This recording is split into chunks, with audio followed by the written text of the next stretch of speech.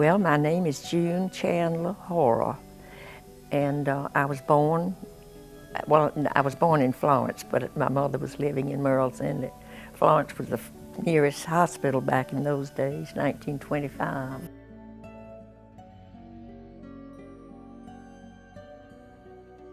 They came down in the late 1800s from Marion. They have a little area here over at Sunnyside, they called it Little Marion.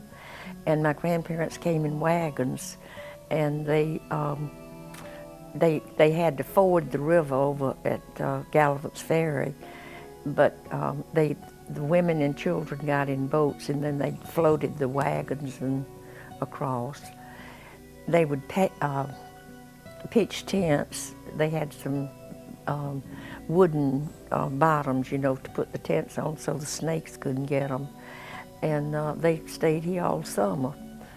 And then my parents, my mother was married in 1922, and she taught school down here at Burgess, which is, well, it's, they don't have a school there anymore, of course. Well, they do too. Not Carolina Forest, what is that school? Anyway, it's over on the highway there. But anyway, she taught it was a one-teacher school, and she said she used to have to paint the bottom windows white so the children couldn't see out, because the deer would come in the yard, and that, of course, fascinated them. And she rode a horse to work to teach school, and she said she carried a pistol in her pocket because she was afraid of snakes and drunk men. So. That's why she carried the pistol. Then she was married in 22. My father had come back from over the First World War, and we lived at my grandfather in Waukesha way back, and he sold it to Mr. Kimball, and we lived over there. My father farmed the area, and we had the school then at Murrells Inlet. And my mother taught there.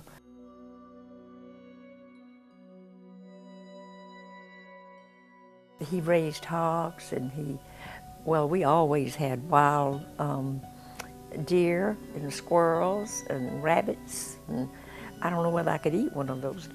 I do eat venison because my son, who just came in, he does kill deer, but we did, and then we lived from the creek. We could go out, you know, and catch shrimp and fish and oysters, and that was what we lived on. There was no other, because back then the restaurants weren't that prevalent. Besides that, you couldn't get gas anyway to come to the beach.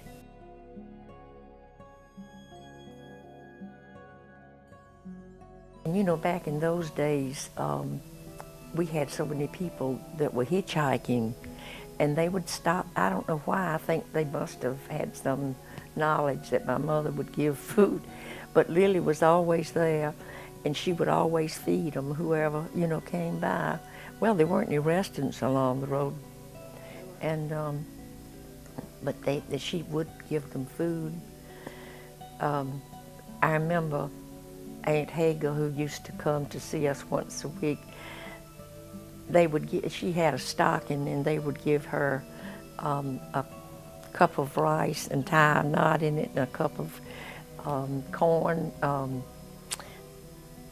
you know, a cup of everything that was dry that they could tie a little knot in between.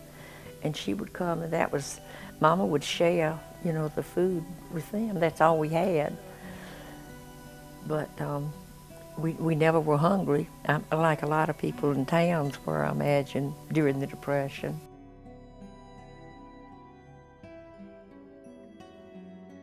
She did. As a matter of fact, my sister had diphtheria, so she was out of school for about a year, and she used to go with my mother to interview these former slaves, and she collected these for the Library of Congress.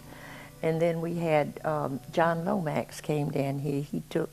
He would record the songs, the spirituals, and the stories, and that was fascinating. I remember he had me sing a song.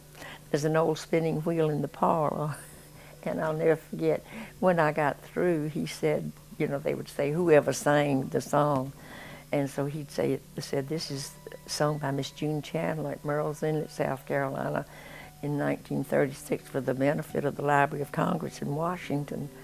And on the tape, I said, oh my goodness, they're not going to play that in Washington, are they? I think I was about 11 years old. But it was fun back in those days when they would come and record those songs and stories. I remember when I was in the first grade, Miss Wessel from Andrews was my teacher, and she took us over to Georgetown, to the Strand Theater, to see Snow White and the Seven Dwarfs. And that was, let's see, I don't know, it was in the 30s, in the middle 30s, I guess. But we had to ride the ferry boat. There was no bridge at Georgetown then, and it had not been built, so only about, I guess, maybe 8 cars could ride on the ferry over there. But that was an experience. It was an all-day trip to go over to Georgetown. But can you imagine no more traffic than that, you know? It was fascinating, it really was.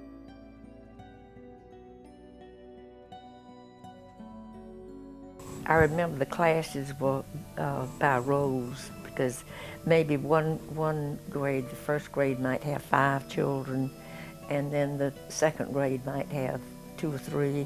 They never were the same number in each grade. And our school bus was Mr. Beatty. He was the teacher there. And I think the only people that were on the bus were the Chandler children and the Wilson children over at Wachesaw.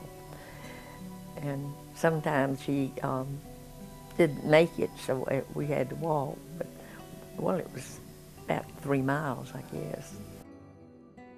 And also, this was interesting, and I think they're doing that now in some of the schools.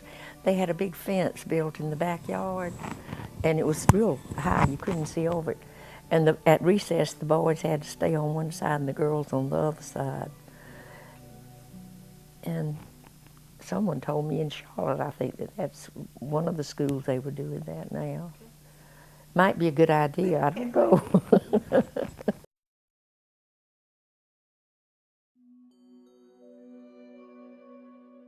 I can't remember when the rationing went off, but I know they would just give you barely enough gas. My mother at that point worked at Brook Green Gardens, and she got enough gas to go back and forth to work, and that was it. But things were better during the war. You know, there were more jobs available. I know Ms. Lee that started Lee's Inlet Kitchen down here, and I worked at the air base at Myrtle Beach in the PX, and then I was secretary to the provost marshal. And you know, there were more jobs available, which it never had been before.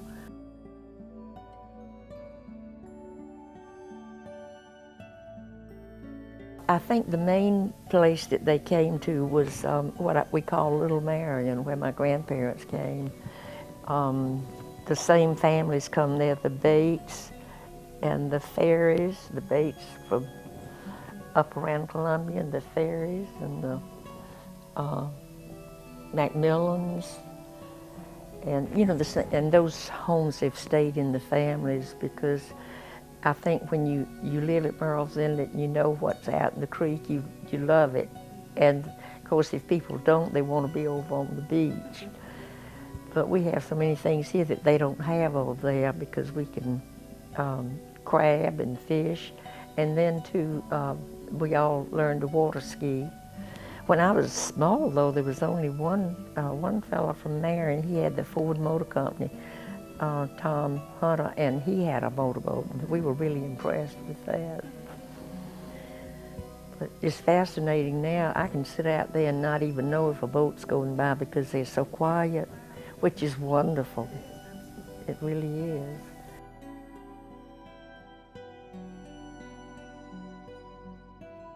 We had a little rowboat named the Zipper, and we would row over to the beach. We usually go on an outgoing tide and then come back with the tide. We had no life preservers. I don't know, we were just lucky none of us drowned.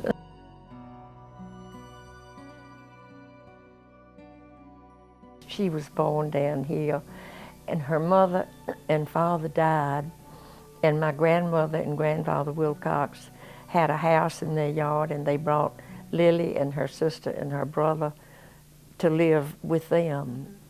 And well, she was a part of the family.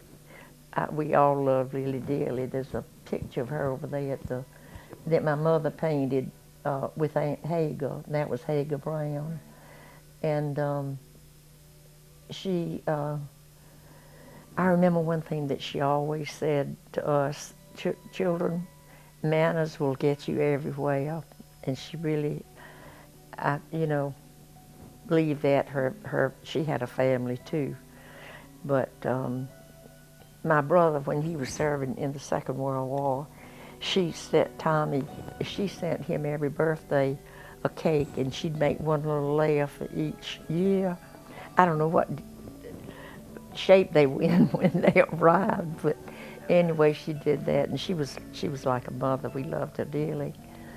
And Hager Brown was too. They were just a part of the family.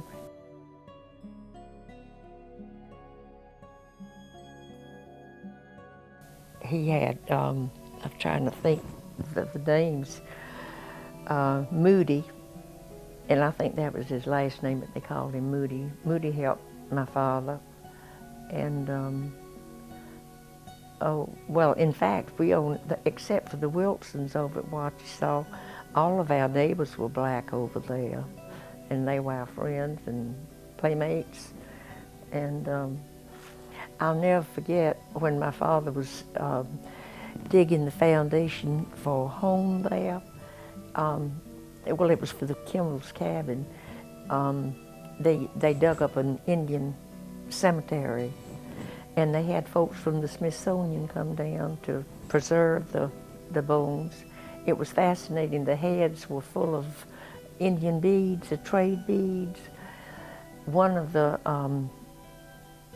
girls had a brass anklet around her, and she was in the middle, and then around her were other bodies, and they said that sometimes they would, I guess, kill her maidens to go to the happy hunting ground with her. And I know there was one body that had a little baby in the arms, you know. It was fascinating. But I think Waukesha, the Indian name for that is the place of the weeping. And we had found a lot of Indian artifacts there.